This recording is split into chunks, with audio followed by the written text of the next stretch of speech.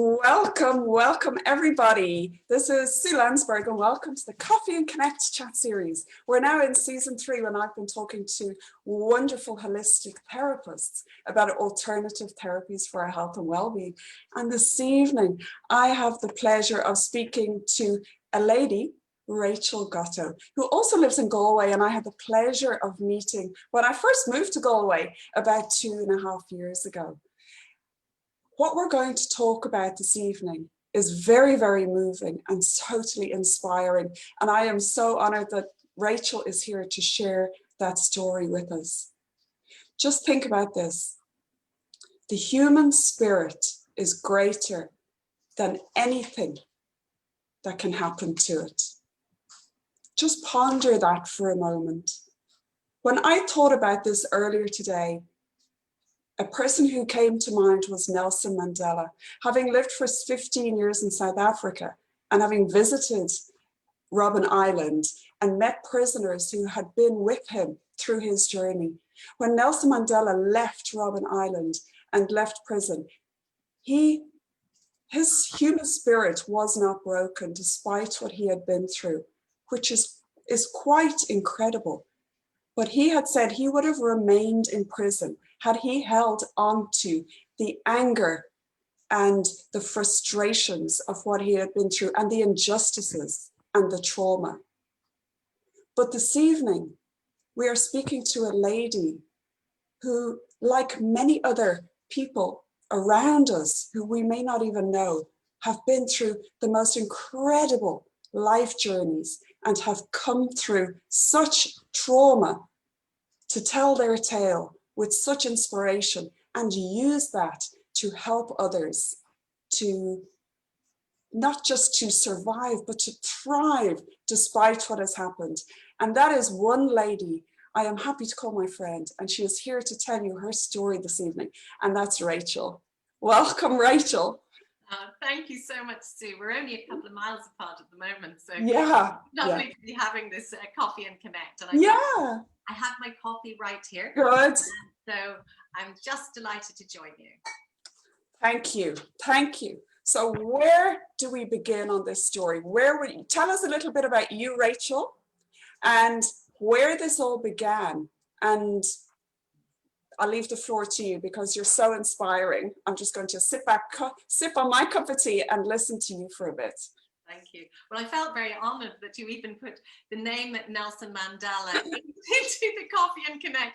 But I just wanted to tell you, it's just so ironic you should mention his name, because I actually listened to a podcast this evening on my walk, which was Nelson Mandela being interviewed by Oprah Winfrey. So I thought it was so ironic that you should mention his name this evening. So we're in great company with such beautiful names mentioned.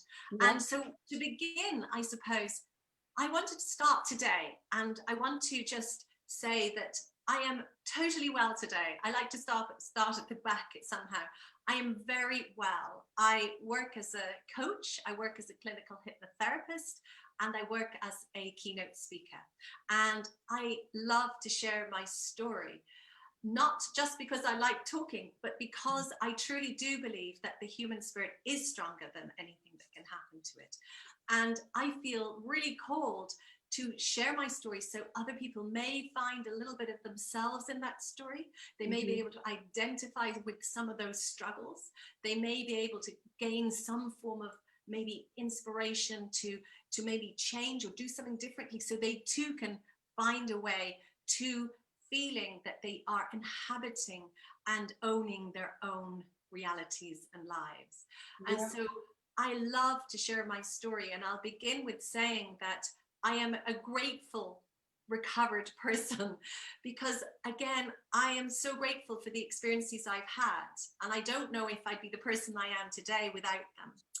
And so my journey looks a little bit like one of those novels that's been written and somebody's trying to throw as much into the novel as they can to make it as exciting as they can. So bear with me, it's a bit of a tale, but it does have a start and it does have an end to that tale. So I am really responding now as a healed person as best as I can be to an adverse childhood, which was incredibly difficult. And somehow I managed to navigate it with a very, very close brother who was closest in age. We were sort of 1 year apart. So in Ireland, we call it the Irish twin. I'm sure you know the expression. Yeah. So we were very close. And so as we grew up, we both went our separate ways for a little bit of time. But then the desperate news came in that actually my closest brother, Dominic, had been diagnosed with bowel cancer that was fairly well advanced at that stage. And at that time, I was 23. And I had my own business. I was a bit of an old entrepreneur. You know, I started young and I had a restaurant running at the age of 23. So it was a massive shock to me because we'd grown up together. We'd shared the same bed. We were sort of co-joined in that Irish twin way. And we'd survived a lot together. So when he became ill, it was almost as if I also became ill with him. Yes. I was really devastated. I had a lot of guilt. I felt that maybe it should have been me and, you know, maybe I'd be stronger than him. But nevertheless, we traveled together for 2 years looking for a cure for his cancer. Wow. And so we went to all sorts of countries. We went to Mexico. I lived in Tijuana while he was in a hospital there.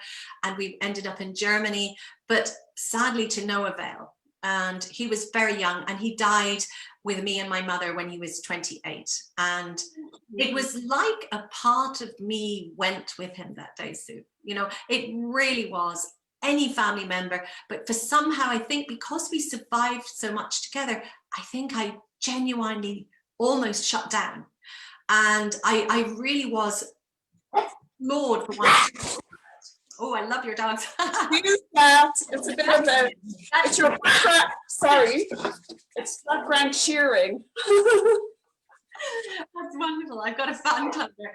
And so basically when he died, there was a sort of a pivotal time because I met my husband, Nick, while Dominic was dying. And I knew when I met him that he was going to be figurative and very important in my life. You know, when you just know that with something that they're going to feature. I knew the minute I heard his voice that he was going to be significant. And so we formed a beautiful relationship and we had a great, great connection. And 1 year after Dominic died, we decided that we would marry.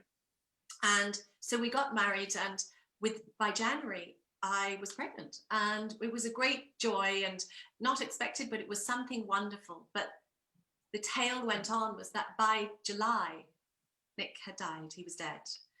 And he had died in a terrible, terrible accident that I was at, but I wasn't able to help him because I was pregnant. And there were other people around, but sadly, he wasn't able to be saved. So that was as if everything in my life had completely disappeared. I was floored. This was about a year after your brother then? Yes. 2 years after? Yes. I had 3 deaths in 3 years. I had my brother 1 year, Nick just a year and a half later, and then my father the year after. So it was a very, convoluted period of a lot of loss in one go. And I lost a lot of titles with that. And it was interesting. I was talking to somebody recently about it, and you know, I was a sister, I was a wife, you know, I was a business owner, you know, all the titles that we surround ourselves with. Yes. They all disappeared that night. Everything went. You were like, you know, you were just married and carrying your first child together. The trauma of that. It was a huge trauma. And even looking back, the months and years after that, I actually most certainly would have been diagnosed with PTSD this day and age. I also, sadly, I drank a lot, and my only way of getting in contact with the grief and the loss was actually to drink. And I'm ashamed to say I even smoked as well. So it was like coping mechanisms. You need to turn to some coping mechanisms, and whether that's helpful or unhelpful, you know, sometimes you reach out and you end up.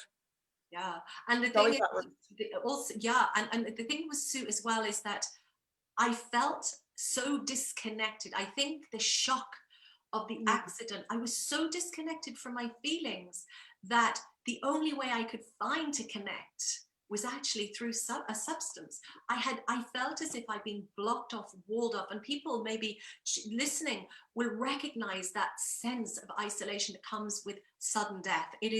It's quite something. So I was only 29. So, you know, I'd sort of lost my brother, you know, I'd lost my husband. I had this small baby and I couldn't connect to my feelings. And sadly, Nicola had a health difficulty, and she lost the use of her left eye. She became blind in one eye through this time as well. So there was a lot of leading to, it was like mopping up, you know, it was like something, we were stemming the tide and flow of all these things that were happening. So I didn't notice really when things started to go wrong that they were really going wrong for me. And because I wasn't able to sleep, and because I was so stressed and anxious and so many things, and baby not sleeping, I didn't really take it very seriously when I began to drive on the wrong side of the road. When I began to lose the use of my legs at night, taking a bottle to Nicola, I just didn't. And now I look back, I feel foolish, but I just did not see that that was any different to the grief I was going through and the loss and the shock. So it only became really apparent when I came to on my back one morning with Nicola sitting on me crying and thinking that I was dead. And so that was a rush to a hospital, obviously. And then medical tests revealed that I had a benign inoperable brain tumor. It was called an AVM. And I had a grade 6 AVM, which was the worst you could possibly have. So the result was really that there was nothing anyone could do. And they said, you know, you've got to go and put your affairs in order and, you know, do the right thing. And I wasn't going to give up, you know, I really wasn't. And I did go to every neurology department in Ireland and on the island of Ireland, and to be given the same results. And I remember my scans going up and always coming down and, you know, so sorry, Mrs. Gotto. So I had a lot of, you know, dealing with the immediacy of what was happening and tending to my affairs, but at the same time looking desperately for some help. And so I went with a friend, a great girlfriend, and we went to London, and we trawled, quite literally, neurology departments in London. And I always say to people, you know, you must never give up, because we never gave up. And the time when it was getting to the point where we were going to have to pack our bags and go, I was introduced to a neurologist. And this neurologist, Ken Zilka, he knew of a surgeon in Bristol. And somebody said to me, why don't you get in touch with him? And I did. And I sent my scans, and he wrote back. And I remember, I'm so sorry I didn't keep the letter, but, you know, it was, dear Mrs. Gotto, I'll give it a go. But there are two things you need to know. Your chances of survival aren't very good of this surgery. And if you do survive, you will more than likely be paralyzed down the left-hand side of your body for the rest of your life. Ooh. So you can imagine, you know, the decision to make when you're on your own with a young child. Yeah. And of course, you don't have to think very hard, because fear is a very big motivating factor. We're going to run for what the gap that there is, isn't there? And the alternative of not having the surgery? I probably would have managed about 2 years, they reckoned. I was already having what they call TIAs, and I'd already had a few little, you know, breakthrough bleeding into the head. So, okay. So there wasn't an option really. No, there was no other option, and it was unstable and growing quickly. So I didn't have anywhere else to go. My back was quite literally against the wall in terms of maneuverability and choices. So I always say, you know, we ultimately have a choice, and I believe that we do. And, you know, it could be a very, very small margin, but, you know, knowing that we have a choice is some kind of gives us a certain amount of freedom, I believe. Yeah. You know, so my choice was, you know, I want to be here for my daughter. I want, if at all costs, to be a parent and to keep my child safe. So I flew to Bristol, and I walked down that ward on the 6th of January 2006 into an operating theatre, not knowing if I would be alive that evening or not. And you know, it was really strange, because, you know, the recovery from that, it was 15 hours in the end of surgery, and I was hanging on by a tendril. And I did pull through the night, obviously, because I'm here. But it was many, many days later really when the full import of what had happened became apparent to me. And it was, I remember the moment so vividly, because I remember trying to move. I remember trying to, you know, and nothing. And I honestly, I think I nearly said something like, this sack of potatoes. It just was something else. And as I tried to move, of course, my brain was computing and going through everything. And of course, it dawned on me in that moment, oh my goodness, I probably didn't say anything as polite as that. Yeah. You know, Yeah. I probably said something really impolite. But I remember thinking, God, I prepared for not being here. And I hadn't done any preparation work for being here and being Oh, paralyzed. So it was a massive import for me, the shock and the horror and the it's funny how your brain goes, it seeks, you know, an escape in some way. You constantly look for an escape, and of course you keep coming back to the same common denominator. yeah, This yeah. is changing, this is not going anywhere. This is reality. Yeah. This is reality. So it was quite some days before I really began to process what was happening, and quite a lot longer before I really understood the full import of my life had ultimately changed yet again, and catastrophically, insofar as I was now, you know, dependent. And I was, you know, up until then I was really quite an active person and outdoorsy, and I scuba dived, you know. So, you know, the full import of that was sort of lying in a hospital bed and wondering, what now? What do I do now? I was devastated. And Can I ask you there, Rachel, just two things. I'm just trying to figure out, how is it other neurologists couldn't or wouldn't go there to operate, and then this one would? I actually don't know the answer to that. I remember being in a neurology department in one of the London hospitals. I better not name it just in case. No. I remember the surgeon, they were talking about me in front of me, which was perfectly fine. But I remember the neurosurgeon saying, no, I'd lacerate her if I operated. And they all went, oh, and then they turned around to me and handed my file back. And so that was what they said. It was just like, it was so difficult. The area the lesion was in my head, it was, and it was very vascular. So the fear was that I wouldn't survive surgery. Yes. They wouldn't be able to give me enough blood to manage it.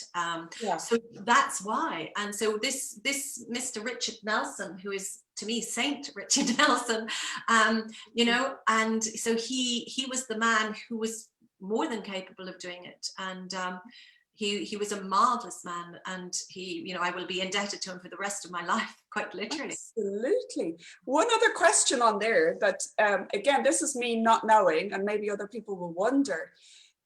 Is there, like, I mean, when you have a tumor like that, is there any research to say that that would be either hereditary or as a result maybe of not, or having so much trauma in your life that it comes out in your body in such a devastating way? You know, what's your opinion or your knowledge on that? Mostly they're congenital, which means you're born with a form of it, and it generally comes down the female line. And interestingly, I had an aunt who died very young, and I'm wondering if that she had also the same thing. My daughter Nicola has vascular, you know, she had a birthmark that was very vascular, so she has obviously inherited it, and of course she'll be tested for this also. And they're benign, but they tend to show up when you're pregnant, funny enough. They tend to take off at a rampant rate and grow very quickly.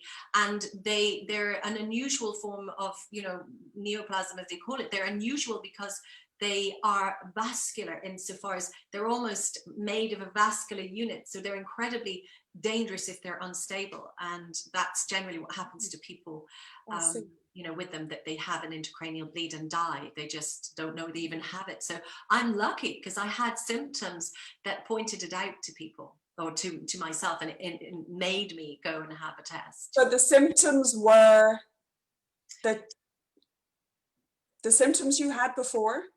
The symptoms I had were, I was starting to drive on the wrong side of the road. You know, I lost the use of my left leg at night. It just wouldn't work. And I had to drag myself to give Nicola a bottle. You know, just strange things that, you know, if you've been through much trauma, you wouldn't even put them down to it. And so, you know, it took me a while anyway to recover. And I was eventually transferred to a brain injury rehabilitation unit. And there I was to learn to live with my dependency. And, you know, for a long time, I was too sick to think anything else. And I think that, you know, I've been asked this question. I couldn't help but find something inside me that wanted to work, you know, and we're talking about the human spirit is stronger than anything that can happen to it. Yeah. Absolutely, I do believe that. And I believe that we don't necessarily have to be in a real difficult situation to connect with that. I think there are ways to do so.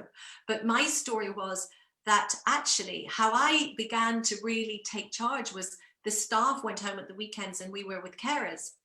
And so there was no therapy at the weekends. And it used to infuriate me because I used to think, oh my goodness, I'm wasting healing time here. I'm wasting time. We now know through neuroplasticity that time is of the essence for brain injury. So, and you know, I had been left-handed and I had to learn to be right-handed. So everything was having to cross over. So neuroplasticity in action, quite literally. They were teaching me to use my right hand. And actually, the first time I cooked, Sue, in the hospital setting, I had to make stir fry. And for my occupational therapist and her colleague, I remember it took me 3 hours to make a stir fry. So, you know, learning to do something with your non-dominant hand and with one hand at the same time, it took a long time. So we had a lot of jokes about it because they were saying, gosh, you know, we'll die of starvation if you don't cook something. So, but I was very proud of myself for that. And coupled with a couple of other things, suddenly after a while, I came into my own. I think I'd been recovering, I'd been ruminating, but then I came into my own. And I remember the day lying in my bed in the unit in my room and thinking, I'm going to be here all day with my carer, whatever, unless I do something. And I looked at the corner of the room and it wasn't far away, but I figured if I can get over there, if I can just manage that with one good arm and one good leg, then I'm starting to work on my own and don't need them at the weekends. So I hatched the plan and that's what I did. And it was difficult and it was really hard for me. But I got to the point where I was able to prop myself in the corner on one leg and hold on with my good arm. And that was the beginning of me taking charge of my recovery in every sense of the word. And after that, I didn't let anyone help me. I was tired, I was exhausted, but I didn't let anyone, I kept at it. And that, you know, is that tapping into that innate spirit that is there, you know? And I always say to people, you know, fear is a big motivating factor for sure, but we can find other ways to motivate ourselves to get towards a direction or a goal or a vision that is important to us if we start to sort of tap into our real need and our real desires. Yeah, so we don't sometimes, and a lot of us go through varying levels of trauma or distress or serious life challenges. And it's in those moments, as you said, you have a choice. You know, you can break or you find something within you, and it's like that survival spirit that fights to I guess to break you out of that and propel you further than you were before, that you find this within yourself. And so you found that. So did you find that, how long were you in that hospital environment, learning to walk and use your limbs again? How long was that? In total, a couple of months, but what happened was I should have been there a lot longer. And I woke one day and I knew the day had come. I had started to use my leg a little bit. I was starting to hobble. And I had this deep needing to go home. Yeah. And I knew that I needed to go home, and it had to be home to Ireland. There was nowhere else for me to go. And so against all medical advice and against everyone else's advice, and you know, I say to you, do not go against medical advice. That's not what I'm suggesting. That was me. But I just made that decision that I had to go home to Ireland. And it was a tough thing to do, and it was tough when I got there, and it was even tougher to try and manage and, you know, continue to heal and continue to do this. But I was with my daughter and I was able to see her, and that alone, that separation was so tough for me, being in England and she was being minded by my mum and family in Ireland. So that's the reason why I left so soon. And it was years and years, Sue, of recovery. And, you know, I like to say, you know, recovery generally, or transformation, or any form of personal growth or physical growth, takes time. Yes. And, you know, so it did take time. And a word I love to use is actually a word which is called tenacity. Tenacity is persistence and grit and determination and holding on. And people often say to me, how did you manage to keep going? You know, and this is an important question. I think it's a great question. Yeah. How do we keep going when Yes. the odds are stacked against us? How do we keep going now in COVID when we're all asked to stay at home? How do we manage this, you know? And, you know, a lot of what I have come to think about through my years of recovery and trying to understand my own process is, you know, I came up with about 4 basic principles or pillars that I feel are important for cultivating tenacity. Yes. And, you know, often we don't know that we've got skills within us. And you know all about that, Sue, with what you do with your mindfulness and all that wonderful training, which is because we do need to take charge, you know, and we need to take charge of our minds. And we both work in this area. And to simply put it, it is about our brains will do exactly what they want. They will do everything they need to continue a pattern of behavior. So I always say that the first thing on the road for tenacity, for keeping going when the odds are down, when we really have the long road, is actually to become conscious. And becoming conscious means becoming conscious of what we think, becoming conscious of how we think, and wondering at that, is there another way of doing this? Is there another way I could think? Is there another way I could pursue it? Because I always say, if it's not working, we got to change it. You know, we got to change our patterns of thinking. So to separate ourselves from our automatic thoughts, I think is the first port of call if we're going to start to bring ourselves through into some form of progress or processing or transformation. So if people say at the moment, even like you said, to very on topic, is if people find themselves stuck in this, and the deeper you get into your thoughts, if they're of an unhelpful pattern, they might say, yeah, but that's easier said than done. How do I do that? This is my reality. Well, we know how we can work on it, but I'd like you to share, how does one begin that if they're so deep in unhelpful thoughts and actually I don't know how to change it? Yeah, of course. And it's a great question because, you know, that's absolutely what we need to answer. Well, I think the first start is, and we hear this a lot, you know, have gratitude. And some people go, well, what does having gratitude look like? You know, what does it mean? Having gratitude means that we reduce the percentage of our vision from the difficulty and we turn it over to something that actually is positive. So often I like to give the analogy of, you know, if we're watching television, we're feeding ourselves negativity and information constantly about something that's really challenging for us. And so that can flood our brains with everything's wrong, we're in danger, you know, that nothing's going to be right, and I'm scared and I'm frightened. And how we can use our gratitude for that is we can counteract the negativity by reminding ourselves, okay, I have a front door on my house. I have a roof over my head.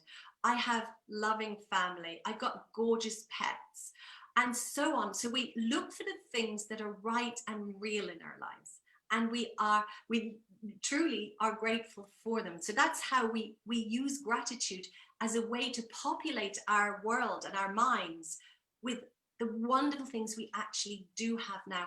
And some people might say, well, I don't have a lot of good things going on right now, and I know what that feels like. And you know, it's not easy, but I always remember saying, well, you know what, I've got my breath, I am alive. That's a good place to start. That's, you know, that's a wonderful place to start. So a gratitude list transforms our naturally negatively formed brain into actually seeking positivity. And I think it's a great way to bring yourself out of that place of, oh my goodness, just find a couple of things every morning and every evening that you're grateful for and repeat them to yourself. Because you can't be grateful and say what ungrateful, you know, what, or else at the same time. No. So, and what you focus on grows stronger. So, yeah. And how do you want to be? Do you want to be happier and more grateful? Well, then make a conscious choice to shift your mindset. So yeah, that's a very good place to start. And I often find it's always or often the simple things that we overlook to do. Absolutely. So doing this a few times a day, and as you say, even the most simple things that, like for you, you have your limbs, you can move them, you have your breath, you have your warm bed, or you have food on the table. And not to think of tomorrow. Look at today, what you have right now. Because our mind we have to control how it goes there, and we have to take that responsibility ourselves, right?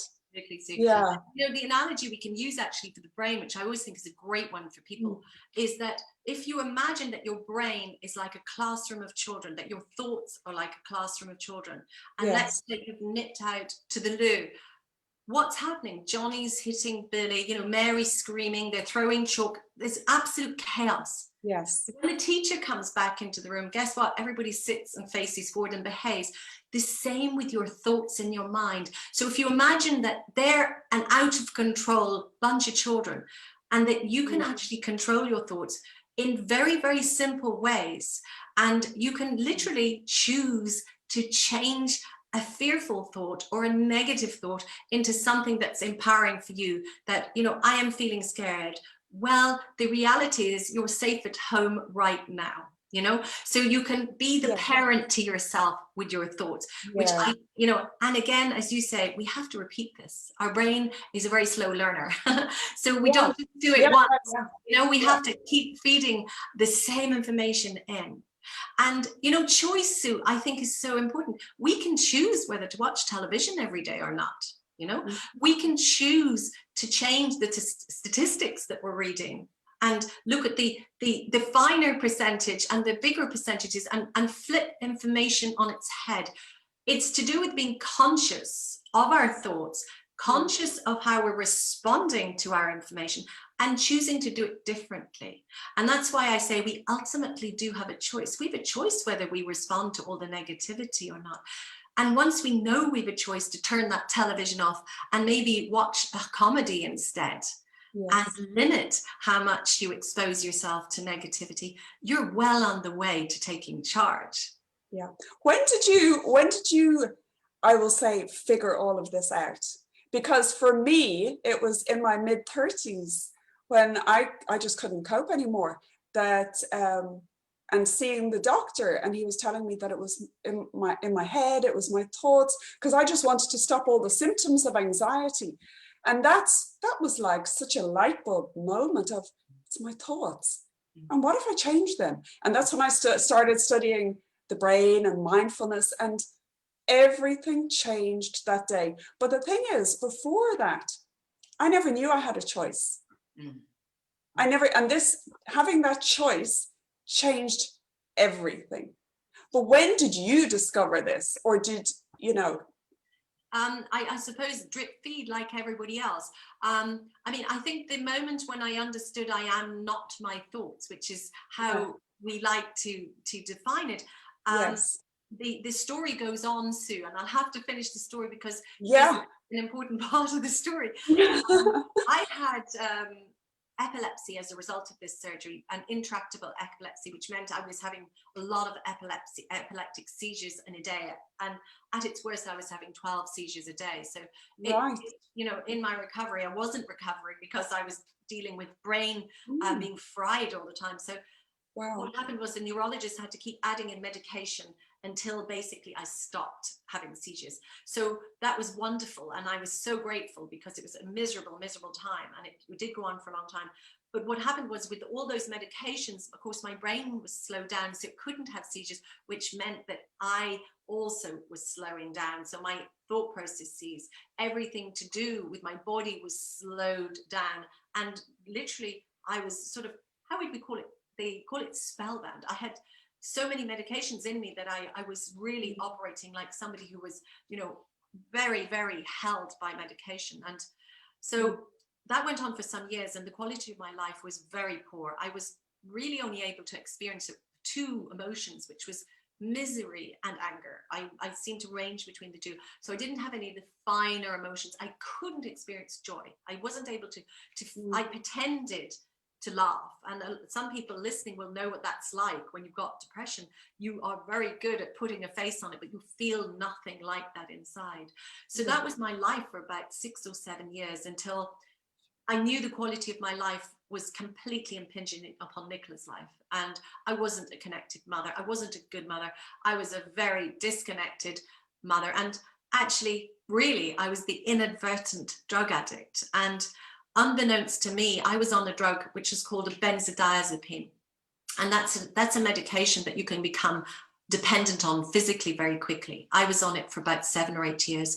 So I found out inadvertently that I had a really serious drug problem. And I'm a bona fide, medication taker at this point, but I was on this drug too long. And so really what happened was nobody knew what to do. And finally, a neurologist said to me, you need to stop taking it, which was a bad mistake because you can't just stop taking these drugs. So I took it again. And what ended up for me was I embarked on a 2.5-year withdrawal program to come off this drug. And it took me every ounce of my staying power to cope with this. And to put it into context, I can tell you I'd rather go through all of those traumas one after the other again than go through this experience. I was one of those very unfortunate people that it was a horrific experience. And I had 47 symptoms for 2.5 years. And, some very extreme psychiatric symptoms like agoraphobia. At one point I was thinking of suicide and homicide. I had literally lost my mind. My mind had turned against me. And so the question is, when did you start to figure this out? I read a diary entry when I was going through this drug withdrawal, and I was so floored by what I wrote. And I wrote, I've got to be careful of what I allow my mind to think because my cells are listening. I need to watch what I'm saying to myself.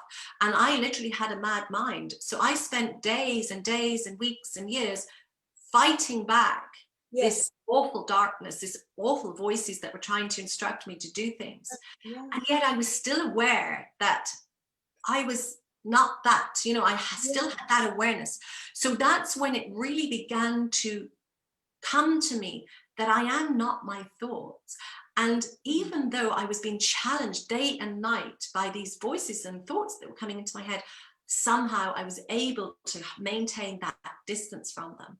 So as I began to recover and as things became a bit easier, I began to be curious about this. Yes. And I began to think, wow, so actually my thoughts are chemical reactions. That's what I put it down to with me. They're not real. They're part of my chemical body. They don't have substance. So once I kind of worked that out, I became super curious then. How did I manage to rewire my left arm and leg? How? And so I started to read around neuroplasticity and understand that actually our thoughts and our vision and everything all contributes to this way of cultivating new neural pathways and new ways of being and new patterns of behavior. So that's really when it began to come in for me. And, Sue, you will really love this because somehow I stayed here really mainly from some deep love, some gorgeous people, but that's a given. But meditation, I remember coming across a man called Thich Nhat Hanh, who's a wonderful preacher and wonderful spiritual man, a Buddhist monk. And I learned about sitting. And to sit with my mad mind, to be honest, was very, very challenging and very difficult. But I began to experience that the feelings and emotions were coming up and they were going. They were coming through me and going.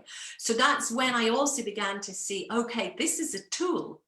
And, you know, we talk about meditation, we throw it around the place nowadays. And, you know, people don't really understand that they meditate many times in the day naturally. And, you know, that when we go into that space of, you know, just allowing our mind to do, that's also meditation, but we can use it as a tool. And you're the woman who teaches and, you know, instructs this. And I think if you're in a funk today, certainly being curious about how you can take charge of your thoughts through observing them, and meditation is a wonderful, wonderful way to start. Yeah, because then you realize that they are transient, they're fickle, and they're only true if you accept them as true. And you can actually change your mindset. When you change your mindset, like, look at what you've achieved. And you went on then to study hypnotherapy. I did, because I realized that I was in a clumsy fashion working some form of therapy on myself. Yes. And, you know, I had somehow understood that I needed to stare at my left arm and my left leg to get it moving. I somehow understood that I needed to speak kindly inside. Mm-hmm. And I somehow intuitively knew that my body was responding to what I was saying to it. Yes. So I began a regime of telling myself that I was good, I was perfect, because I was so scared that I was doing more damage by having negative thoughts to my already damaged body and mind. Mm-hmm. So I made a regime for myself where no matter how bad it got, I would tell myself a different story. I would tell myself that I was worthy, that I was lovable, that I deserved to be here, and that life hadn't deserted me, that this was just a journey. And I always said, you know, the obstacles are not the path. You know what I mean? You know, the whole journey is the path. And that's so really good. Yeah. I healed over many, many years. And now, you know, I am a coach, I'm a clinical hypnotherapist, I'm a speaker, and most of the time, like everybody, I'm a human, most of the time I live with great joy and contentment, and I cultivate that. And people say to me, but you're a therapist, you've done your work. And I always go, no, I have to do the work like you every single day to maintain this level of emotional health that I so need and desire and will hang on to. Yeah, and like you say, it becomes a way of being. So it becomes you're used to doing it. So you got to work on it every day, but it comes more naturally. So it is a practice that people can take on, and then it becomes more. It becomes easier. It's like any new practice. It starts hard at the start. And what was I going to ask you there? Oh yeah, that's what I was going to say. For people who find like things are hard at the moment or whatever, change the narrative.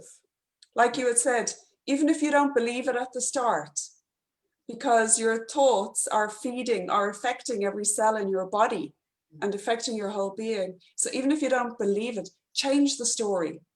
Fake it till you make it. And you know, it's a great phrase, because the interesting thing through neuroscience is your brain does not know the difference between you believing what you're saying and faking it. So also employing the face muscles, when we smile, it sends a chemical reaction to the brain to say, I am happy. So even if you're not, try it. And I remember that, you know, I even smiled to the hedgerows when I had nobody to talk to. You know, they're small things, aren't they, Sue? But you know what? Yes. How could you possibly expect one big thing that's going to fix everything? You know, it doesn't. No, exactly. It's lots of little things. And that could be very useful for people. A lot of people, even older people who are at home, or they can pass on to people who are at home on their own or isolated. Even for any of us, everybody is challenged right now. Absolutely. Just smiling. We invite everybody now to just smile. And every time I do that, I can actually feel it in my heart, like a lift. You can. So go on, I invite you now to smile. Let us know in the comments how that feels. It's really great. And there was a time when I couldn't do yoga. I couldn't move. I was doing chair yoga. So, I haven't just suddenly got up and started doing my yin yoga every day. At one point in my life, I was literally just twirling my feet, and everything contributes to you moving towards your wellness in whatever way you need. And, COVID has made a lot of freeze response, and the freeze response, of course, is we're threatened. It's our flight or fright or freeze. A lot of people, unfortunately, have gone into freeze. Yes. And that means we don't make changes. It means we stay stuck. And there are a couple of things that I would certainly suggest you can do if you're feeling stuck and you don't want to be stuck anymore. One, I would certainly reduce the amount of information you get in through the news. I would start to feed yourself a diet of something positive, really positive stuff. There's so much we can connect to. And please move your body. When you don't move your body, the cortisol and the adrenaline, which are those nasty neurotransmitters and hormones, they build up and make you feel worse. So even if it's just stretching from your chair, if you're not able to go out, and just keep moving in ways that are comfortable and appropriate for you. If you're able to get out and move your body in the sunshine and really move everything, because movement moves us away from that stuck fright or flight or freeze, and it starts to get the body moving again. And the other thing is that I think that seeking out a community, because as humans, we're wired to be connected. We only do well in tribes. And I do think that we're all at home, but guess what? We're so fortunate we've got the internet, and it has a lot of drawbacks, but it does have a lot of positivity for us now. And we're connecting now, and anyone else who's here, hi, connect, find ways to connect to somebody else. And if it's a phone call, if it's a group, a forum, whatever way is working for you, if you are feeling lonely, you will immediately feel better once you start to connect to a community again. So that, for me, I remember being very, very lonely and very, very isolated for that 2.5 years in drug withdrawal. And, I really, the only way, I'm saying the only way, one of the ways that I survived was I joined a forum of people also withdrawing from benzodiazepines. We were able to support each other through the hard times and celebrate the good times. And there are many ways to connect nowadays, thankfully. And, you can reach out with a phone call, you can connect on the internet. There are so many ways. And that's what I say, do not stay alone, because staying alone, we go down very quickly. So we go down very quickly, and that's recognizing that you're not alone, that what you're going through, there are other people going through, and that makes us very more interconnected. And we realize that, if I'm going through this, then somebody else. And as you said, with the power of the internet, you will always find people. And as you said, it's our innate nature to connect with others. And through doing so, we thrive. So that human spirit, it's exponentially expanded and catapulted because we have connected with others. So don't stay alone. And the other thing is if you're not feeling great, there's one thing we know that is really scientifically proven, and you know this too. If we reach out and help somebody else, that actually increases our feel-good factor and raises our vibration and energy. So if you are stuck, maybe if you feel that you can't do much for yourself, well, say, well, maybe I could reach out to somebody else, and maybe I can make their day a little bit better. Yeah, exactly. That makes you feel great, doesn't it? Yeah. And so tell us now about your journey. So that was years. That was years you went through, and that was a lot of trauma, a lot of difficulty. And as you say, that spirit, something from within you, that fighting spirit for yourself, for your daughter, it was always shining through. And despite all those heavy medications you were on, some innate wisdom was telling you, no, Rachel, this isn't you. There's something stronger in there. And that's amazing. but you listened to that. You listened to your inner voice, which is very important, I feel, too, to actually to listen to the inner voice that's guiding you. And for me, I don't know, I need a lot of silence to hear that. Yes. How would you advise people? You know, a lot of people are influenced by who and what is out there, and I feel that that can increase stress and anxiety. And I know you said be very, very discerning about who and what you're surrounded by. That's absolutely vital. But how would you help or support or advise people to tune into their inner wisdom, that inner voice that guides them and keeps them on the right track? It's a really good question. What I think is a really important part of our emotional health is a connection to something bigger than us, to be honest. And I wasn't brought up in a formally religious household or something, but I always knew there was something else, something somewhere. And so what I would say to people is reach out to that something else. Reach out to something that you feel is greater than you, because it gives you a sense of connection. Yeah. And when we're connected, I mean, for me, it's about the sort of feeling of being connected to humanity, the universe, the greater part of the world. That gives me such joy, because I feel as if I belong. I belong to something. And so that is a funny way of actually connecting with yourself. So connecting with something that makes you feel spiritually alive and awakened. And that might be nature. It might be, yes. I was just going to say nature. Like for most people, they feel that healing, even though if they don't even recognize it. A day by the sea, and you and I are blessed. We live by the sea, and just they feel like so good. But it's because nature heals, nature soothes, and it makes you feel so good. So, and that helps you to connect. It does. Yeah. Absolutely. And but it may not be nature for you. There's no written rules for this. Yeah. And I always say, seek it out. It might be a church. It might be a mosque. It might be a temple. Yeah. And for me, it's really about being brave to move away from the noise. And, I'm just like everybody else. Sometimes my head is so full of everything I'm doing and the people I'm meeting and everything that's going on that I find it difficult to reconnect. The way I actually do that is to be brave enough when I'm chaotic in my mind to sit on my meditation stool and expect nothing. There are days when you cannot just go into this Zen place. I just expect nothing, and I wait for the silence to, somehow come. And that didn't happen to me the first day. So if you're curious about doing this, just be patient with yourself for 5 minutes or 3 minutes even. Just start, and you don't need to do anything with it. Just be with yourself. That will connect you. Take your socks and shoes off and walk on the grass. That will connect you. Music will connect you.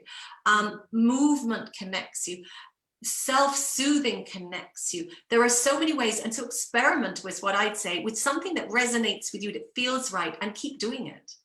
Keep doing it. Don't wait until you need it. That's why I always say, do it every day. All of these little practices every day, and that keeps you on just a more steady keel, doesn't it? It absolutely does. And if you don't have a lot of time, the shower is where I do a lot of my positive conditioning. I sing it out in the shower. I'm saying, I love life, and I may not feel it, but it's about really taking charge of something. And if people don't know how, just start with something small and notice the difference inside yourself. Check in and say, did that make a difference? But I'm going to give you one thing that I do every day. And I don't think that everybody wants to do it, but I have a cold shower every morning, and I have a cold shower every night. And do you know what it does for me? It truly connects me, Sue, because it's that alive feeling it creates. Yes. That blast of cold water, and it quite literally makes me full of joy. It fills me up with laughter and funniness, and so if you're on the hard end of doing something, try having the cold shower. It's fantastic. I love it. Yeah, that does. And that's the thing, when you get up in the morning, You know, that's what most people will do, is go for the shower. And that's when, if we're not aware of our thoughts, that can, if you can just shift them right there, and even a cooler shower to start off with. Yeah. And you know, you'll recognize, if you take control of those thoughts, it sets the tone for the rest of your day, right? Quite It literally. changes. Quite Yeah. literally. And you can lie to yourself, Sue. I tell Yes. Oh, I have done.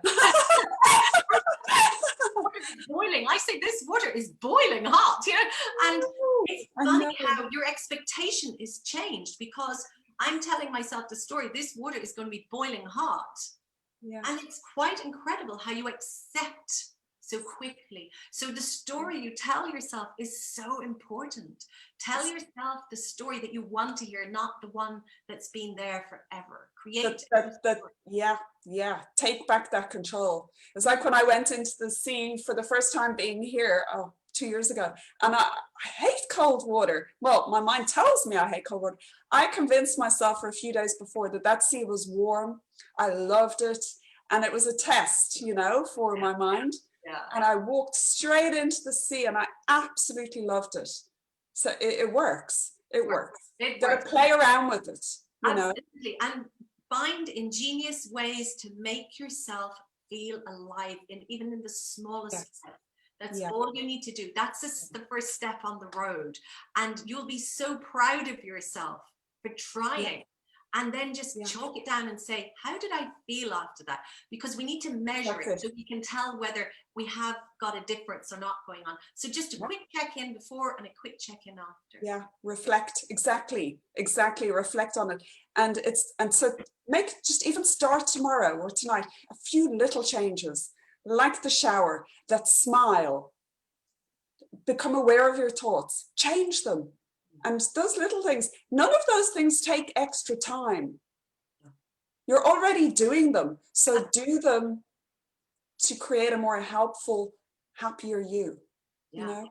What about post-it stickers? Why not write something really nice to yourself and stick it on the mirror at the front door as you go out, so that you remind yourself through the day? Because all of this means incremental progress. All of this means baby steps to something else. So we all learned through tiny, tiny, tiny change. We didn't suddenly move into this place. It took a long time. So everybody, you know, join us on that, and just remember that every day, by doing something different, you're making great change internally. Yeah, and to be patient and non-judgmental, and not so fixed on the outcome, but rather enjoy the journey, and just watch and smile at the joy that it can actually bring, right? Have we got time, Sue? I've got a tiny little exercise that we could do right now. I'd love that, Rachel. I just thought, if anybody wants to understand and see the demonstration of the power of the mind, we can do a quick exercise. Yeah? Yes, please do. Let's do it. Okay.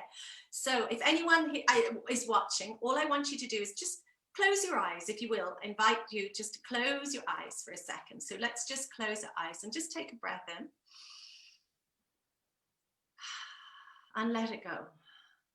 And what I want you to do is keep your eyes closed, and whatever's most comfortable and with the space around you, doesn't matter if it's left or right, but I'm going to say right arm. So keep your eyes closed, put your right arm out to the side and point your finger, keeping your eyes closed. And what I want you to do, please, is just turn your body right back, keeping your eyes closed, right back as far as it'll go. And when your arm has gone as far as it can, I want you to open your eyes and mark on the wall how far you went. Now, I want you now to close your eyes again, and please repeat these words internally to yourself. My arm is like a piece of elastic. My body is so flexible and fluid. I am phenomenally responsive to every word that I say. The next time I do this, my arm is going to go so much further. My arm is going to go so much further. My arm is responding powerfully to these words, and I am super elastic, and my arm is going to go much further when I turn around. So keeping your eyes closed, put the arm out to the side, point the finger, and slowly come all the way back, all the way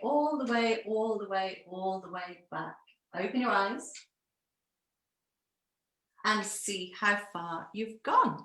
Elastic woman. Did you go a lot further? Yes. It's incredible. That's great. That's really good for I've had frozen shoulder and I've been doing exercises and it's quite painful to go further, but I'm going to actually use that. I hadn't thought of telling myself those things. You see, we need to be reminded, don't we? So that's the power of the words you use. If you think about it, you affected flexibility in your body in a split second by just a couple of words. So that is a perfect demonstration of the importance of watching what we say. Our bodies respond, our physiology responds, our biology, our emotional world responds to our words. So use that as a reminder that, yes, I need to be careful about what I say and what I think and what I imagine, because our body is responding to it. So if we're trying to have positive emotional health, we've got to say positive things and affect positive change in our bodies. Yeah, because imagine how, like, you know, self-critical a lot of us can be, and the words, how we speak to ourselves, the effect that's actually having on our bodies. You see people, you know, with their shoulders bent because they're burdened by the weight of the story that they've been told or they've acquired. So, you know, really transforming what you say internally, most importantly, and externally. Become your own best friend is the best way. If you would speak to a friend, would you be horrible and judgmental and critical? Absolutely not. You'd be kind and supportive and you'd say, don't worry, it's going to be better, or you'll get it next time. So this is the dialogue that we should be. You're going to be best friends with yourself for the rest of your days, hopefully. So why don't you become the really best friend and nourish and support yourself with really lovely, kind, caring, and affirmative and positive words. That's something else. Well, now that you know how important it is, then that will show you. That's a very valuable practice because it's tangible. Yes. You know? It's measurable. Yeah. It's measurable. That's it. Yeah. Wow, Rachel, that's really amazing. So there's a lot of things, quick and easy things that we can practice there. Yeah. And maybe people can let us know how they're getting on with that. Yeah, we'd love to hear. Absolutely. Yeah. There's just a few comments here, a few people watching, insightful observations on such important subject. What a great story from Donna. You're a very strong, resilient woman. Yes, yeah. And yeah, let's see. Where do you find, okay, haven't got my glasses on here, so let's see. Where did you find most support when you needed, apart from your inner strength? Depending on what part of the story, and thank you for the question. Of course, family were, you know, wonderful, and you can't beat family. But if you don't have close family, let's look at that situation. I would look at connections with like-minded people. So whatever we're going through, it really, really is helpful to have people who are experiencing something similar. So I would say reach out to forums, reach out to support groups, reach out to people who can empathize with you. And it doesn't necessarily work for us to surround ourselves with people with the same problem all the time. And I remember after my husband died, I joined a grief support group online. And I found it too overwhelming because people were suffering too much altogether, and it wasn't very positive. Yes. I think things have changed a lot now since then.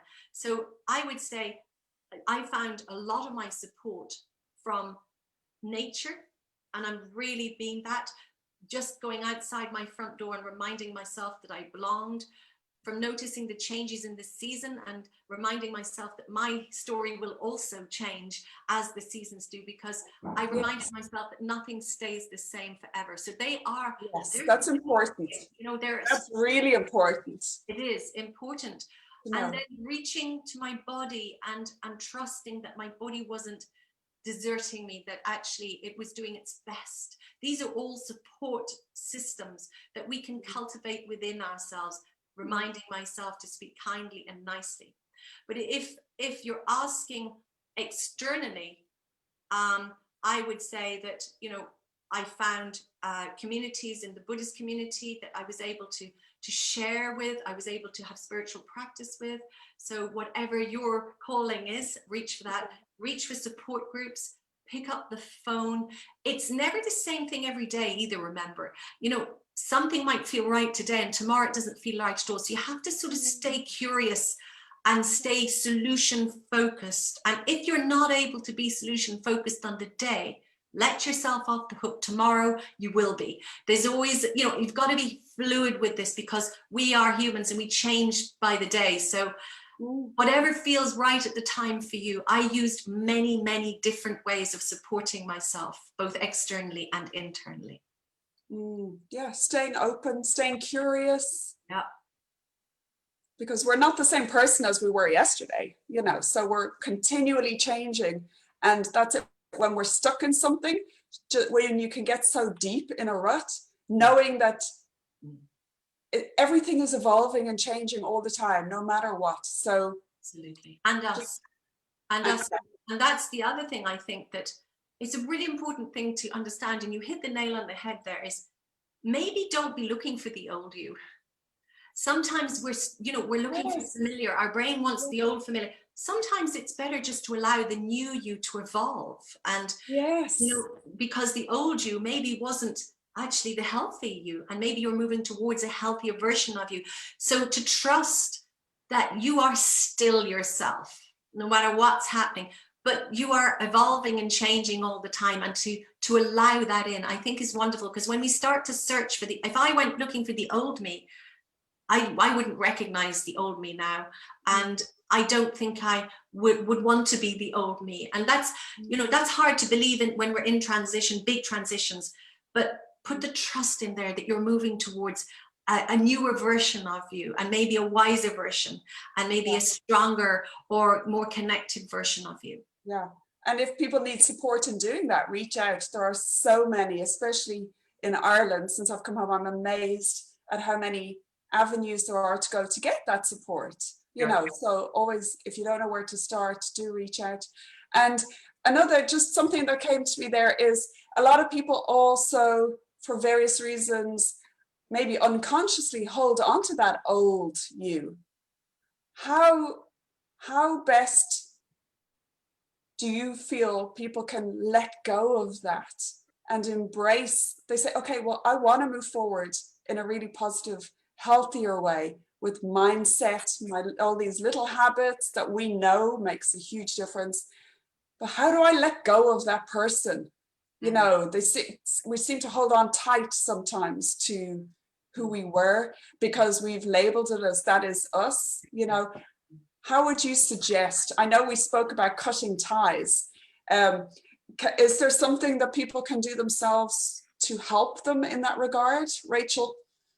I think there is, but again, it's time, and time is of the essence in transformation. And one thing that I think is a lovely thing to do is probably to write down, the things, the attributes that you really love about yourself, or the behaviors that you love about yourself, and maybe another list of the things that you would like to change. Because what we're talking about, as we've said before, is it is actually about becoming conscious, and that's not a fancy word. It's really only about stepping back for a second and looking at the situation, observing from the outside. So have a look at yourself. That very step alone of taking a step back is already you moving forwards, because you are now becoming conscious of yourself and your actions and how you're responding. Now, there are some deeper seated behaviors and belief systems that you do need to reach out to a therapist to help you get through that.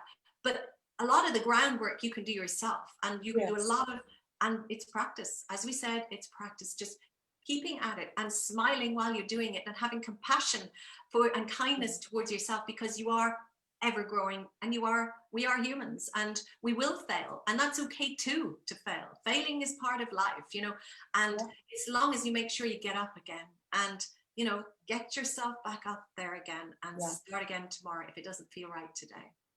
And as you said, even those techniques help you jump back quicker and become more resilient and bounce back quicker. I find because you've got all these little techniques in place. So you fall, we'll all fall, but we know how to bounce back. And again, it's the quick, easy, simple things. And yeah, cut ourselves some slack. Life is hard. We all go through challenges.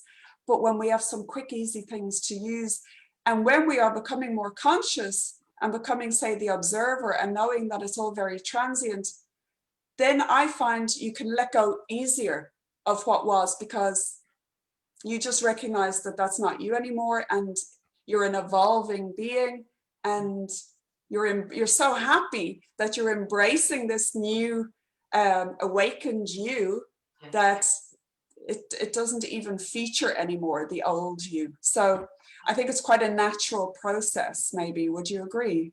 It is. I think it's a natural process all the way through our lives. Yeah. I think that one thing that we fear change, and we fear being different, and we fear moving out of familiarity and how we've been formed. So expect a bit of turbulence. Yes. Expect that it's not going to be easy. But what I think is a great thing to do is actually to chart your progress. Look around you and say, oh yeah, I don't do that today, or oh my goodness, I'm so glad I managed to pull myself out of that mood today, or I didn't go into that anger response. Yes. And to notice your body and what's coming up in your body is a wonderful way to actually, again, it's like taking that breath to separate yourself from the reaction. It's just to say, oh, that's the old me, and then you'll just slowly program yourself into the way you want to be. That's wonderful. There's lots of amazing techniques there. And so, Rachel, tell us a bit more now about where people, I know you do a lot of professional speaking.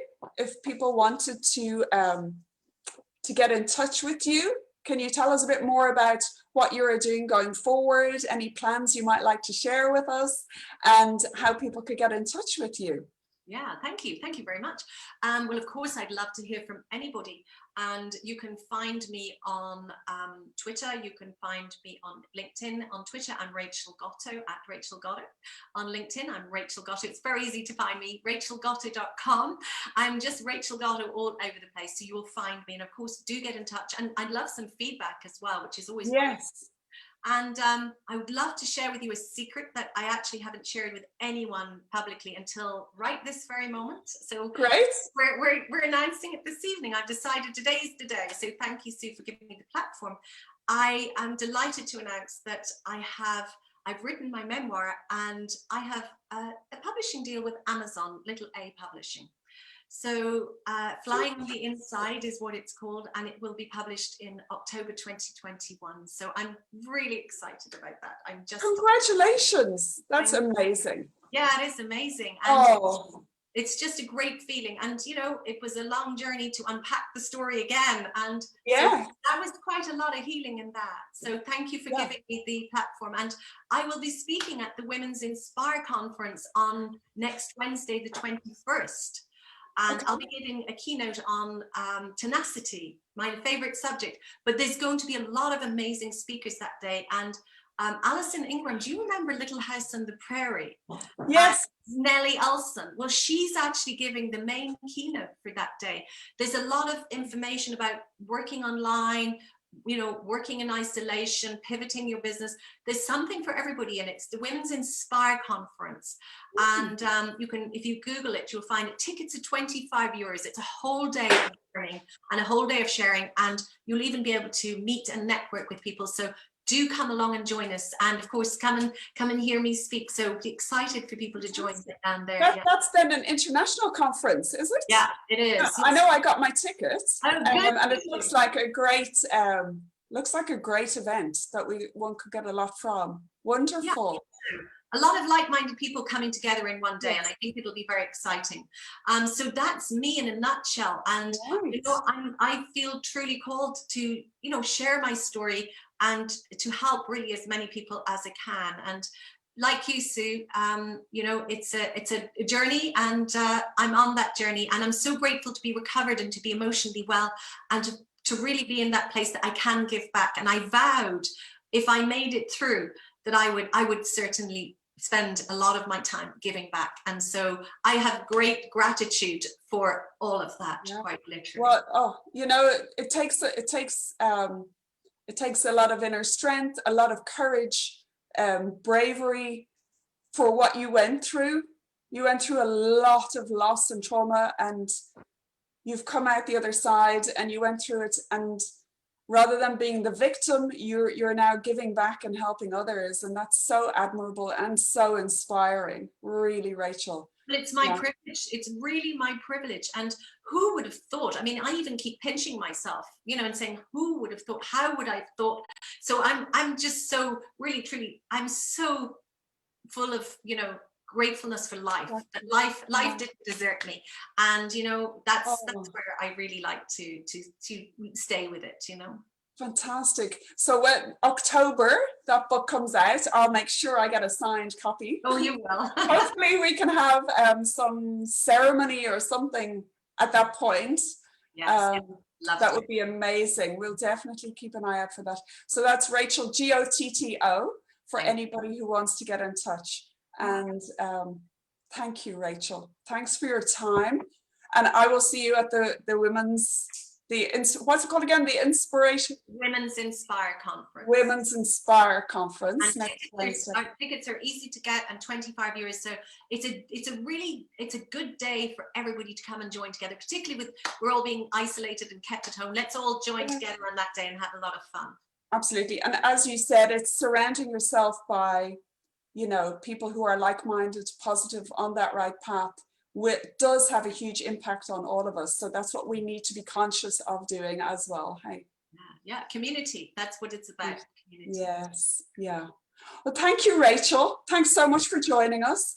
And I will tag you in the post. And if anybody has any questions, they can always get hold of you. Of course they can. And thank you so much, anybody who's given feedback or watched us. Yes. Thank you, Sue, very much. Okay, thank you. Thanks, everybody, for joining.